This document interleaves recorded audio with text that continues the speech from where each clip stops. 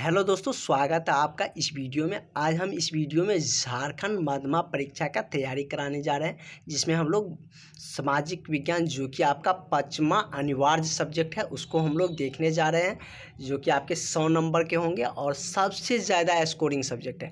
इससे आपको अधिक से अधिक जितना नंबर ले आ सकते हैं उतना आप ला सकते हैं। क्योंकि आपका जो संस्कृत वगैरह रहता है उसमें आप लोगों को थोड़ा सा वीक रहता है, लेकिन इसमें आप अच्छे नंबर ले आ सकते हैं जो कि 100 मार्क के होते हैं। तो आपको इसको अच्छे से पढ़ना है और हम आपको अच्छे से पढ़ाएंगे भी, और उसके बाद हम लोग संस्कृत व्याकरण की तरफ भी बढ़ेंगे, उसको भी कवर करेंगे।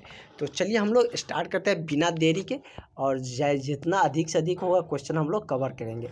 आप अंत तक ज़रूर बनिएगा, क्योंकि आपके पास मात्र 10 दिनों का समय बचा हुआ है। 10 दिन में आप जितना अच्छा से अच्छा हो सके तैयारी को मजबूत कर लीजिए, ताकि आपको अच्छे नंबर ले आ सके। और आप 10 दिन के बाद खेलते कूदते रहिए, कोई दिक्कत नहीं है। तो चलिए, हम लोग का चैप्टर का नाम है क्या, संसाधन। तो इससे रिगार्डिंग हम क्वेश्चन देख लेते हैं। इनमें से कहाँ सीढ़ी नुमा खेती का प्रचलन मिलता है। सीढ़ी नुमा मतलब ऊंचा ढलान वाला जो होता है ना, कि ऊंचाई नीचाई करके जो खेती की जाती है उसे हम सीढ़ी नुमा खेती कहते हैं। तो फर्स्ट ऑप्शन मेरा है उत्तराखंड, उसके बाद है उत्तर प्रदेश, बिहार, हरियाणा। तो हम ये सब देख सकते हैं, उत्तर प्रदेश, बिहार, हरियाणा, ये सब में तो नॉर्मल खेती होती है। जैसे कि समतल वाले ज़मीन रहता है उस पर ट्रैक्टर से या हल से जोताई करके खेती की जाती है। सीढ़ी नुमा तो खेती की नहीं जाती, क्योंकि ये पहाड़ी इलाकों में किया जाता है, ताकि पानी का जो झरना से पानी आए, पहाड़ों से आए, वो तेज़ी से बहाव के कारण उपजाऊ मिट्टी को बहा के न ले जाए, इसलिए वहाँ पे सीढ़ी नुमा खेती की जाती है। क्योंकि सीढ़ी नुमा का मतलब ऐसे ऐसे करके रहता है, जैसे पानी का बहाव आया, हाँ, यहाँ पे थोड़ा सा गड्ढा टाइप का है, ऊंचा गहीर है, तो यहाँ पर मिट्टी रुक जाएगा, पानी बहेगा, फिर यहाँ पे रुकेगा, फिर बढ़ेगा। इस तरीके से उपजाऊ मिट्टी का कटाव कम होता है, इसलिए सीढ़ी नुमा खेती पहाड़ी इलाकों में किया जाता है। तो इसका मेरा करेक्ट आंसर क्या हो जाएगा, उत्तराखंड हो जाएगा। नेक्स्ट देखते हैं, संसार का सबसे कीमती संसाधन किसे माना जाता है। तो संसार का सबसे कीमती संसाधन हम कहे तो क्या होता है, खनिज होता है। क्योंकि खनिज ही अभी के समय में सबसे ज़्यादा महंगा होता है।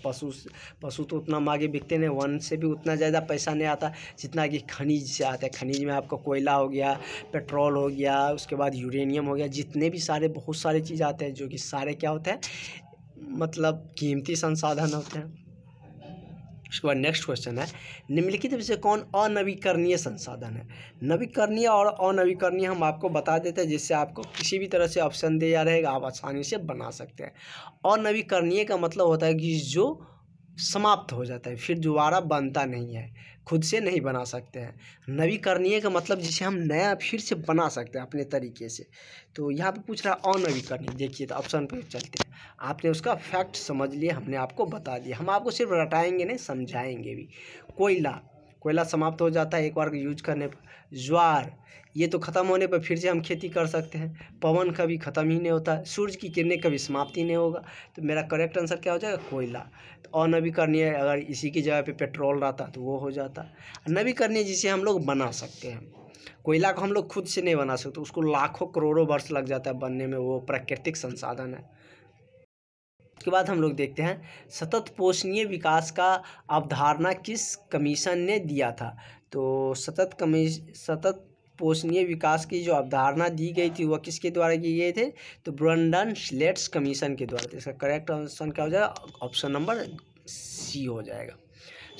देखते हैं, भारत का लद्दाख क्षेत्र किस संसाधन में धनी है। मतलब लद्दाख में सबसे ज़्यादा कौन से संसाधन अभी वर्तमान में है।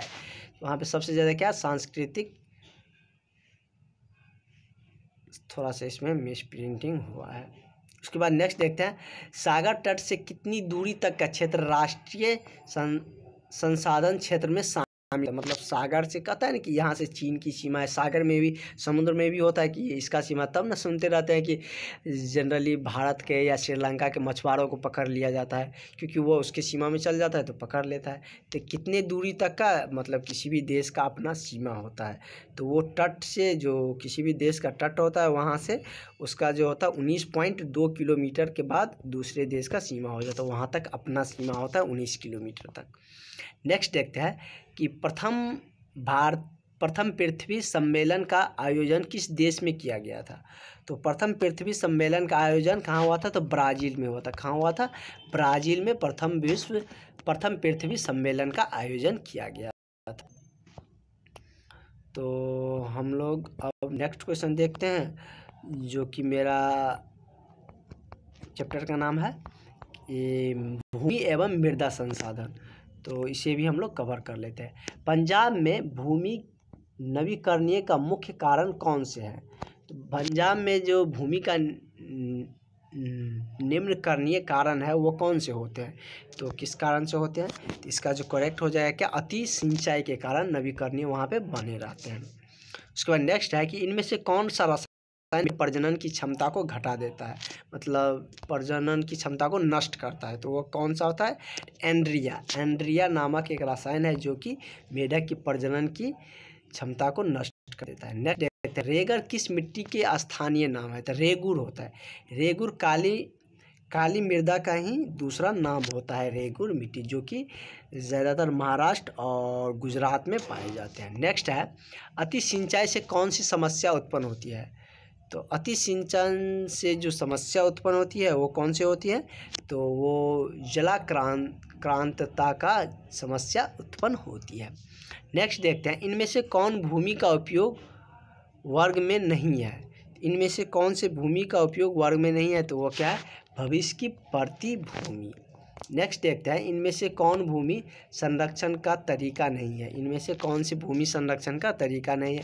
अति सिंचाई, पट्टीकरण कृषि, या अनवालिका खेती, या फसल चक्रण। ये इसमें फसल चक्रण भी क्या है कि भूमि के संरक्षण का तरीका है, क्योंकि इससे उसकी उर्वरक क्षमता बढ़ी रहती है। अति सिंचन भी उसकी संरक्षण है, पट्टिका कृषि भी है। उसके बाद मेरा ऑप्शन बच जाता है क्या? अनालिका खेती। अनालिका खेती से भूमि का संरक्षण नहीं होता। नेक्स्ट देखते हैं, भारतीय कृषि का राष्ट्रीय उत्पादन कितना राष्ट्रीय आय में अपना कितना योगदान देते हैं?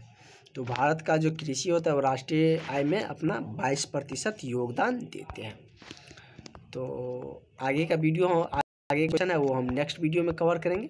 तो अभी तक के लिए इतना ही, और हम लोग संस्कृत को भी देखेंगे, तो आगे कंटिन्यू करेंगे। थैंक यू आप लोग। और अपने तैयारी में आप लोग मतलब ढील मत दीजिए, क्योंकि बहुत कम समय बचा हुआ है। तो आप अपना 100% आप ये एफर्ट दीजिए, ताकि आपको अच्छे रिजल्ट मिले, अच्छे आउटपुट आपको देखने को मिले। क्योंकि बिहार के बच्चों को बहुत ज़्यादा रिजल्ट ख़राब हुआ था, बहुत ज़्यादा स्टूडेंट को फर्स्ट डिवीज़न नहीं हुआ था। तो इसलिए आप लोग अच्छा से मेहनत करिए, और हो सके तो आप लोग इसका गाइड आता है वो भी ख़रीद लीजिए, जिससे आपका तैयारी अच्छे हो पाए। तो और पढ़ाई आप कंटिन्यू बचे हुए दिन में करते रहिए, हम भी आपके साथ जुड़े रहते हैं, हम आपको सारी जानकारियाँ देते रहते हैं। ये मिलते हैं आगे वाले वीडियो में। Thank you.